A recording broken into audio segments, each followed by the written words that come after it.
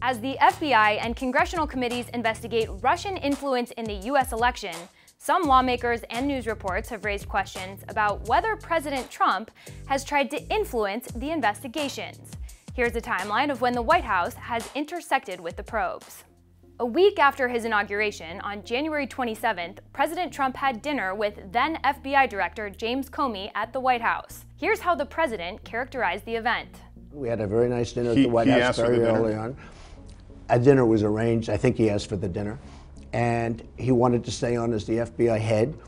And I said, I'll consider, we'll see what happens.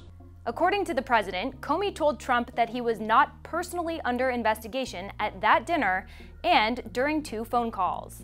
I actually asked him, yes. I said, if it's possible, would you let me know, am I under investigation? He said, you are not under investigation. On February 14th, a day after Mike Flynn was forced to resign as National Security Advisor, Trump allegedly asked Comey to back off the Flynn investigation. At a news conference, Trump denied the claim. Did you at any time urge former FBI Director James Comey in any way, shape, or form to close or to back down the investigation into Michael Flynn?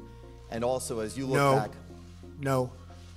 Next question. But Comey's associates say he wrote a memo about the encounter. Also in mid-February, the White House sought to discredit 2 reports alleging that Trump associates had repeated contacts with senior Russian officials during the campaign. Its efforts allegedly included asking a key senator and FBI officials to refute the stories. FBI officials refused, according to Press Secretary Sean Spicer. This all started with the FBI coming to us, bringing it to our attention, saying that the story in the Times was not accurate. In fact, it was BS. And all we did was simply say, that's great. Could you tell other reporters the same thing you're telling us? They did not want to get in the process of knocking down every story that they had issues with.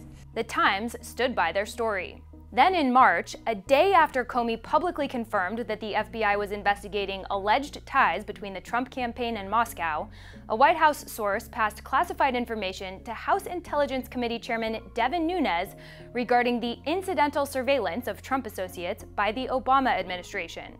I recently confirmed that on numerous occasions, the intelligence community incidentally collected information about U.S. citizens involved in the Trump transition. Nunes spoke to reporters, then went back to the White House to brief the president. The congressman's actions prompted ethics complaints about his handling of classified information, and he was forced to step aside from leading the Russia investigation. However, Nunes recently issued subpoenas related to the unmasking of Trump associates. Comey's testimony also allegedly prompted Trump to press Director of National Intelligence Dan Coats and NSA Director Mike Rogers to publicly deny evidence of collusion between the Trump campaign and Russia. Coats was asked about it during a Senate hearing.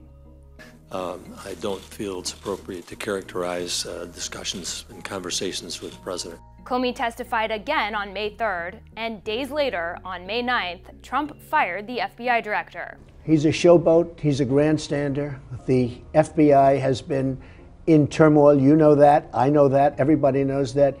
On May 10th, Trump reportedly told Russian officials, as he hosted them in the Oval Office, that firing Comey was a relief, adding that he faced great pressure because of Russia. The White House didn't dispute the report, but Spicer offered a different interpretation, saying Comey created unnecessary pressure on our ability to engage and negotiate with Russia.